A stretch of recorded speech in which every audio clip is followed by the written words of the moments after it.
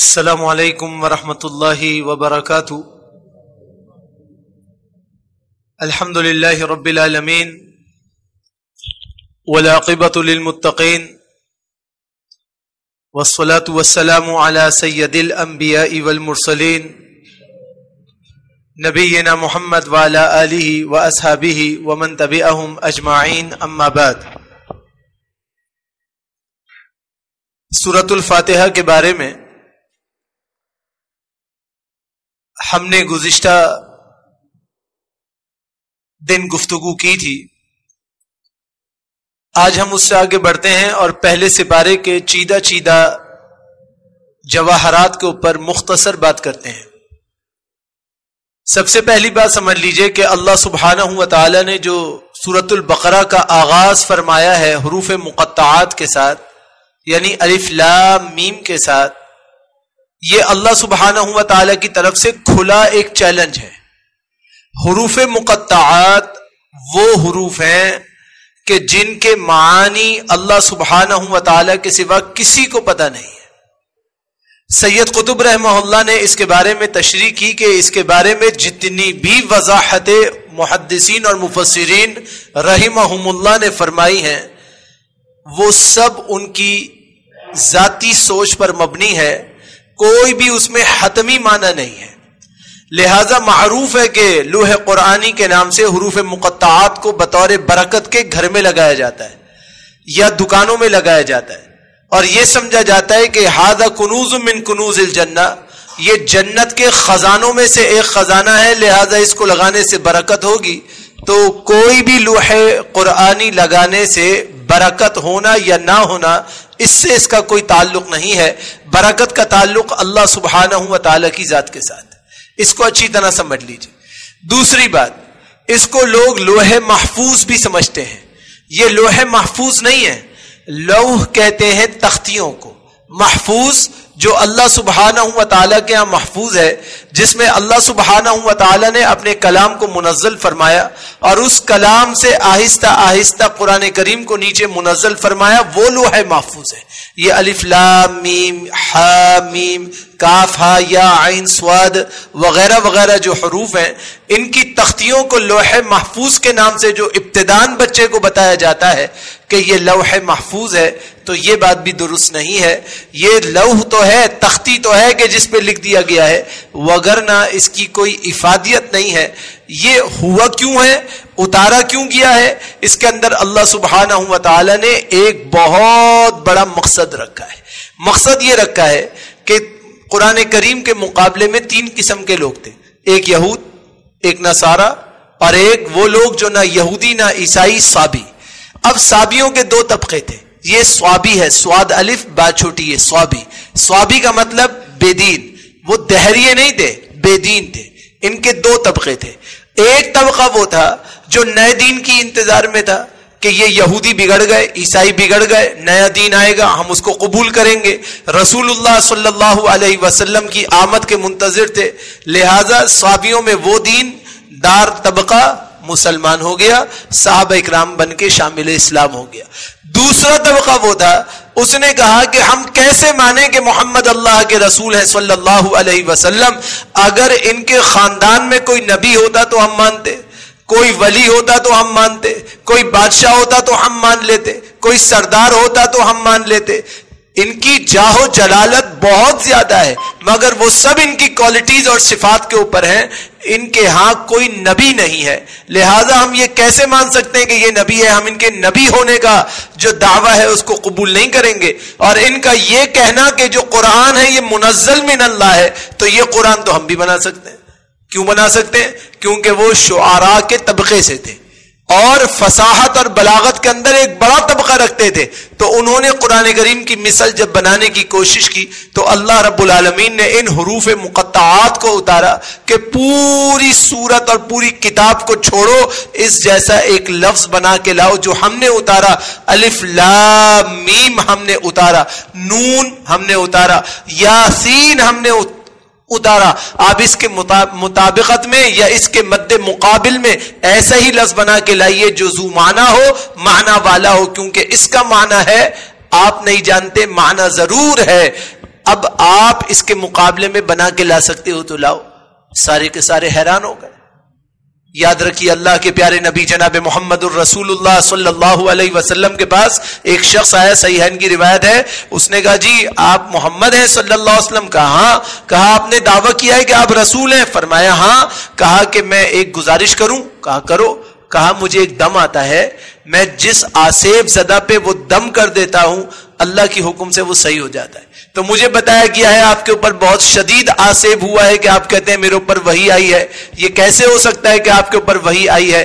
مجھے ایسا لگتا ہے کوئی بڑا خطرناک جن آپ کے اوپر حاوی ہو گیا ہے, میں آپ کے اوپر دم کر دوں. اللہ کے رسول صلی اللہ علیہ وسلم نے کہا تو کیا پڑھنا چاہتا ہے, چل سنا دے. اس نے اپنی کہانی سنائی, اپنا دم سنایا. اس کے بعد اللہ کے نبی علیہ السلام نے کہا تو نے اپنا دم کر لیا, اپنی بات سنا دی؟ کہا جی سنا دی. کہا میں تمہیں کچھ کلمات سکھاؤں اور سناؤں؟ اس نے کہا سنائیے. اللہ کے نبی علیہ السلام نے اسے خطبۃ الحاجہ سنایا. خطبۃ الحاجہ الحمدللہ نحمدہ ونستعینہ ونستغفرہ ونعوذ باللہ من شرور انفسنا, جو آپ نکاح میں سنتے ہیں, خطبہ جمعہ میں سنتے ہیں, درس سے پہلے سنتے ہیں, یہ خطبۃ الحاجہ اسے سنایا. بس خطبۃ الحاجہ اس نے سننا تھا. فرمایا کہ وما ھذا قول الا البشر, یہ کسی انسان کا قول ہو ہی نہیں سکتا. آپ ہاتھ لائیے, میں آپ کے ہاتھ پر بیعت کرتا ہوں. وہ بھی مسلمان ہو گیا. تو اللہ رب العالمین نے قرآن کریم میں یہ شان رکھی ہے کہ جب قرآن کریم کے ذوق کے ساتھ, شوق کے ساتھ کوئی اس کو پڑھنا شروع کرے گا تو یہ اس کے دل کو بدل دے گا اور اس کے دل کے اندر تبدیلی پیدا فرما دے گا. کیونکہ قرآن کریم کے مقابلے میں وہ لوگ تھے جو قرآن کو صحیح مانتے تھے, اقرار نہیں کرتے تھے, دل سے مانتے تھے قرآن ہے مگر زبان سے نہیں کہتے تھے. کیوں نہیں کہتے تھے؟ کہ یہ ناک آڑے آ جاتی تھی کہ اگر مان لیا تو ہمارا کیا ہوگا, اگر ہم نے سرداری مان لی تو ہمارا کیا ہوگا, اگر ہم نے ان کی نبوت کی اعلان کو قبول کر لیا اور اس کو خاتم النبیین مان لیا تو ہمارا کیا ہوگا. آپ نے ایک مشہور بات سنی ہے اور مشہور آدمی کا نام سنا ہے جس کو عبداللہ بن ابی ابن سلول کہتے ہیں. آپ کو پتا ہے عبداللہ بن ابی ابن سلول نبی صلی اللہ علیہ وسلم پر اسلام بھی لایا, نماز بھی پڑھتا تھا, زکات بھی دیتا تھا, حج بھی کرتا تھا. پھر رئیس المنافق کیوں تھا؟ اسے اس بات کا غم تھا کہ اگر اللہ کے نبی علیہ السلام مدینہ میں ہجرت کر کے تشریف نہ لاتے تو سرداری مجھے ملنی تھی, میری مجھ سے سرداری چھن گئی. جبکہ رسول اللہ صلی اللہ علیہ وسلم کی صحیح حدیث کیا ہے؟ انا خاتم النبیین لا فخر, اللہ نے مجھے خاتم النبیین بنایا ہے, اس میں میرا کوئی کمال نہیں ہے, یہ اللہ کی عطا ہے, مجھے اس پہ کوئی فخر نہیں. اللہ نے مجھے رحمت للعالمین بنا کے بھیجا ہے, مجھے اس پہ کوئی فخر نہیں ہے, یہ تو اللہ کی عطا ہے جو اللہ نے مجھے عطا کیا ہے. عبداللہ بن ابی ابن سلول باوجود اس کے کہ رسول اللہ پر ایمان لاتا تھا دل سے مرتد تھا, اسی لیے اسے منافق کہا. اور ایسا منافق کہا کہ اللہ نے فرمایا قرآن کریم میں کہ یہ وہ منافق ہے کہ اس کی ایک تو گجا 70 مرتبہ بھی اگر آپ نے دعا کی ہم اس کو نہیں معاف کریں گے. آپ کو پتا ہے اس کی گستاخی کیا تھی؟ آج مسلمان بھی گستاخی کر رہا ہے سوچے اور سمجھے بغیر. کہتا ہے جی ان کا قرآن الگ ہے ہمارا الگ ہے, جی ہمارے علماء اور ان کے علماء یہ اور وہ. یہ باتیں مناسب ہی نہیں ہے, یہ کسی اسلام والے کو زیب ہی نہیں دیتی کہ اس طرح کی کوئی بات کرے. کیونکہ قرآن تو ایک ہے نا بھائی, منزل تو اللہ کی طرف سے ہے نا, اللہ تو ایک ہے, اللہ اوپر بیٹھا ہے, ساری کائنات کو خود چلا رہا ہے. جب اس کا کلام ہے, اس کی بات ہے, تو اختلاف کیسے ہو سکتا ہے؟ اس نے کیا کہا تھا جس کی وجہ سے وہ منافق بنا؟ آپ یاد رکھیے گا, اس بات کو اپنے دماغ میں بٹھا لیجئے گا. اللہ کے نبی علیہ السلام ایک قافلے میں جا رہے ہیں, راستے میں یہ اپنے اونٹ کے ساتھ یا اپنی سواری کے ساتھ بیٹھا ہے. اس کو کہا گیا کہ آ جاؤ تم بھی اللہ کے نبی علیہ السلام سے دعا کروا لو اور اپنے لیے بخشش طلب کروا لو, اللہ تمہارے لیے بھی بخشش کا اعلان کر دے گا. ظالم نے بڑا ظلم کیا, بڑا ظلم کیا. اللہ اکبر کہنے لگا کہ اس نبی کے سواری, اس وقت اللہ کے نبی کس پہ سوار ہیں؟ ایک خچر اور گدھے پہ سوار ہیں. فرمایا کہ اس کے خچر کی بو سے مجھے تکلیف ہوتی ہے, ان سے کہو یہاں سے جلدی چلے جائیں, مجھے ان کی ضرورت نہیں ہے. اپنے آپ کو بخشوا سکتا تھا نا, ناک آڑے آتی تھی. اسی لیے اسلام نے سب سے پہلے کیا کہا؟ فَإِذَا لَمْ تَسْتَحْيِ فَاصْنَعْ مَا شِئْتَ, اگر حیا تمہارے اندر نہیں ہے تو جو دل چاہے کرو, اللہ سبحانہ و تعالیٰ کو کسی کی کوئی پرواہ نہیں ہے. حیا سکھاتی ہے ایمان, تلاوت قرآن کو سیکھنا، دل میں بسانا، اپنی روح میں بسانا، یہ آپ کو قرآن کریم سکھاتا ہے۔ اللہ رب العالمین فرماتا ہے کہ وَإِذْ قَالَ رَبُّكَ لِلْمَلَائِكَةِ إِنِّي جَاعِلٌ فِي الْأَرْضِ خَلِيفَةً، فرشتے کہنے لگے اللہ اپنا جانشین بنا رہے ہیں، دنیا میں اپنا خلیفہ بنا رہے ہیں۔ فرشتوں کو کیسے پتا چلا؟ یاد رکھنے کی بات ہے، آج اب جو عاملین عمل کرتے ہیں ان کے تعویذ پہ لکھا ہوتا ہے یا جبریلو یا میکائیلو یا اسرافیلو یا اسرائیلو، یہ ساری ہی باتیں کہنا غلط ہے۔ فرشتوں کو کیسے پتا چلا تھا؟ غیب کی بات نہیں جانتے تھے۔ ان کو کیسے پتا چلا؟ ان کو پتا ایسے چلا کہ دنیا میں انسان کے پیدا ہونے سے تقریباً 50,000 سال پہلے اللہ نے جنات کو بسایا تھا، انہوں نے ایک دوسرے کے ساتھ وہ تماشا کیا، وہ پھڈے اور لڑائیاں کی کہ فرشتوں نے کہا اللہ جو دنیا میں جاتا ہے وہ تو یہ کرتا ہے، اب آپ انسان کو پیدا کریں گے یہ بھی لڑے گا، یہ بھی ایک دوسرے کا خون بہائے گا۔ اللہ کے نبی علیہ الصلوۃ والسلام پر اللہ نے قرآن اتارا، کہنے لگے اتجعل فیہا، اللہ اب دنیا میں اس کو بھیج رہے ہیں، من یہ وہ ہوگا کیا کرے گا، یفسد فیہا، وہاں پہ فساد مچا دے گا۔ اللہ اکبر، تجربہ کتنی حیثیت رکھتا ہے۔ اور آج ہم کیا کر رہے ہیں؟ ہم تو لڑ رہے ہیں آپس میں، ہم کہاں دین کے لیے محبت کر رہے ہیں، ہم کہاں ایک ہو رہے ہیں، ہم تو سب ایک دوسرے کے، کوئی عزت کے پیچھے لگا ہے، کوئی مال کے پیچھے لگا ہے، کوئی اجداد کے پیچھے لگا، کوئی اسباب کے پیچھے لگا۔ اللہ کے فرشتوں نے کہا اللہ اب اس کو پیدا کر رہا ہے میں یفسدو، جو فساد برپا کر دے گا۔ اب یہاں سے ایک عظیم و شان نقطہ سمجھ لیجئے، قرآن کریم آپ کو آدھا سمجھ میں آ جائے گا۔ کیا نقطہ ہے جی؟ میں یفسدو، میم نون زبر من ہے، یہ من جب بھی قرآن کریم میں آ جائے نا، اس کا مطلب ہوتا ہے وہ شخص جس میں عقل ہو، عقل والا آدمی۔ من کا مطلب وہ شخص جس میں عقل ہو۔ من یفسدو، اللہ وہ شخص جو عقل رکھنے کے باوجود وہاں فساد پیدا کر دے گا، اور وہاں جا کے عقل رکھنے کے باوجود آپ کی نافرمانی کرے گا، اللہ اس کو کیوں پیدا کر رہے ہیں؟ وَيَسْفِكُ الدِّمَاءَ، اور خون کو بہا دے گا۔ رسول اللہ صلی اللہ علیہ وسلم فرما رہے ہیں، صحیح بخاری کی روایت ہے، فرمایا کہ میں تم سے سب سے زیادہ جس بات سے ڈرتا ہوں وہ یہ ہے کہ قیامت سے پہلے حرج واقع ہوگا۔ صحابہ کرام نے کہا اللہ کے نبی حرج کسے کہتے ہیں؟ حبشہ زبان میں صحیح بخاری کی روایت ہے، حرج کا معنی کیا ہے؟ صحابہ کرام کہتے ہیں ہمیں پتہ نہیں تھا حرج کیا ہوتا ہے، تو ہم نے پوچھا تو فرمایا القتل، اتنا قتل ہوگا کہ مرنے والے کو پتہ نہیں ہوگا مجھے کیوں مارا جا رہا ہے، مارنے والے کو پتہ نہیں ہوگا کہ میں کیوں مار رہا ہوں۔ اسنیپنگ کے لیے آیا مار دیا، بات پوچھنے کے لیے آیا مار دیا، بائک چھیننے کے لیے آیا مار دیا، بات بات پہ قتل ہی قتل، قتل ہی قتل۔ آپ نے کبھی غور کیا کہ ہم فلسطین کی باتیں کرتے ہیں، ہم اس سے زیادہ خطرناک مرحلے میں اپنے آپ کو داخل کر چکے ہیں، جبھی تو اللہ تبارک و تعالی ہم سے راضی نہیں ہو رہا، ورنہ کیا دہشت کسی کافر کی کہ مسلمان کے مقابلے میں آ جائے۔ ہم دین کے لیے، اسلام کے لیے، عقیدہ توحید کے لیے، ایمان کے لیے ایک نہیں ہو رہے۔ اللہ فرماتا ہے کہ فرشتوں نے کہا وَنَحْنُ نُسَبِّحُ بِحَمْدِكَ، اللہ ہم تو آپ کی تقدیس بیان کرتے رہتے ہیں اور آپ کی حمد بیان کرتے رہتے ہیں۔ اللہ نے کہا انی عالم ما لا تعلمون، میں وہ سب جانتا ہوں جو تم نہیں جانتے۔ اللہ نے پیدا کیا کیوں؟ وما خلقت الجن والانس الا ليعبدون، اللہ نے اس لیے پیدا کیا کہ ہم سب اللہ کی کیا کریں؟ عبادت کریں۔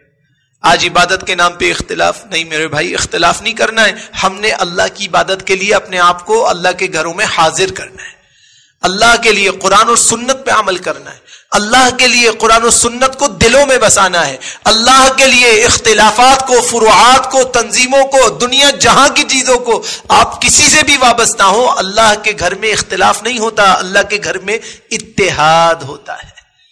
قرآن کریم میں اللہ نے کیا کہا؟ وَاعْتَصِمُوا بِحَبْلِ اللَّهِ جَمِيعًا، تم سب ایک ہو جاؤ اور اللہ کی رسی، اللہ کے دین کو مضبوطی سے پکڑ لو۔ رسی کیا ہوتی ہے؟ حبل کیا ہوتی ہے؟ عبداللہ ابن عباس رضی اللہ تعالیٰ عنہ فرماتے ہیں ہوا دین، اس سے مراد اللہ کا دین ہے۔ تم دین کو پکڑ کے تو دیکھو، پھر دیکھو اللہ سبحانہ و تعالیٰ تمہیں کیسی برکتوں سے نوازتا ہے۔ وَإِذْ قَالَ مُوسَىٰ لِقَوْمِهِ يَا قَوْمِ إِنَّكُمْ ظَلَمْتُمْ أَنفُسَكُمْ بِاتِّخَاذِكُمُ الْعِجْلَ، جناب موسیٰ علیہ السلام جب کوہ طور پہ تشریف لے گئے, واپس آئے تو دیکھا کہ ایک بچڑے کی پوجا پاٹ ہو رہی ہے. فرمائے تم نے بہت بڑا ظلم کر دیا, فتوبوا الی بارئکم, تم پلٹ جاؤ, توبہ کرو اپنے پیدا کرنے والے کی طرف, فتاب علیکم, اللہ تمہاری توبہ کو قبول کر لے گا. یہاں سے ایک بہت بڑا نقطہ, اور آج کے درس کی آخری بات, وہ نقطہ یہ ہے کہ آپ جتنے بھی گناہگار ہوں, اگر آپ اللہ کے سامنے سربت سجود ہو جائے نا, وہ آپ کی ساری خطاؤں کو معاف کر دیتے. 2 قطرے, حدیث شریف میں ذکر ہے, 2 قطرے اللہ رب العالمین کے عرش کو ہلا دیتے ہیں. ایک خشیت سے گرا ہوا آنسو زمین پہ ٹپکتا نہیں ہے کہ اللہ مغفرت کا اعلان کرتا ہے, اور دوسرا جسم سے نکلنے والا لہو جو اللہ کے راستے میں ٹپکے, ابھی وہ زمین پہ ٹپکتا نہیں ہے کہ اللہ سبحانہ و تعالی مغفرت کا اعلان کر دیتے. اللہ رب العالمین ہمیں ان صفات کا حامل بننے کی توفیق عطا فرمائے, اور اللہ رب العالمین ہم سب سے راضی ہو جائے, اور اس قرآن و سنت پر یقیناً عمل کی توفیق عطا فرمائے. انشاءاللہ الرحمن اب آہستہ آہستہ ہم اپنے موضوع کی طرف تیزی سے پلٹیں گے, اور جو ہم صبح سنتے ہیں, میں نے کل بھی گزارش کی تھی, وہ یہ کہ وقت تو معینہ محدودہ ہی رہے گا انشاءاللہ, لیکن ہم اس میں جلدی جلدی اس سپارے تک پہنچ جائیں گے جو آپ رات کو سنتے ہیں. کوشش کیجئے کہ جو آپ صبح سن رہے ہیں, جب آپ رات کو نماز میں شریک ہوں انشاءاللہ الرحمن, چاہے آپ کہیں بھی شریک ہو رہے ہوں, آپ اس میں کنسیڈر کریں, غور کریں کہ یہ کیا بات ہو رہی ہے, اللہ مجھے کیا کہہ رہے ہیں. کلام ہے, کلام. کلام کیا ہے؟ بات چیت. اللہ آپ سے بات چیت فرما رہے ہیں اپنے بندوں کے ذریعے, اور اپنی بات آپ کے کانوں میں سنوا رہے ہیں. آپ جب غور سے سنیں گے تو آپ کو خود سمجھ میں آئے گا کہ یہاں تو یہ بات ہو رہی ہے, یہاں تو یہ بات ہو رہی ہے, یہاں تو یہ بات ہو رہی ہے. اسی سے ہم قرآن کے قریب ہوں گے, اور یہی چیز ہمیں اور آپ کو ایک کر دے گی, اور اللہ رب العالمین کی نصرت سے انشاءاللہ جنت کے حقدار بن جائیں گے. اللہ سے دعا کرتا ہوں رب ذوالجلال آپ کا آنا, بیٹھنا, سننا, سمجھنا سب اپنی رحمت سے قبول و منظور فرمائے.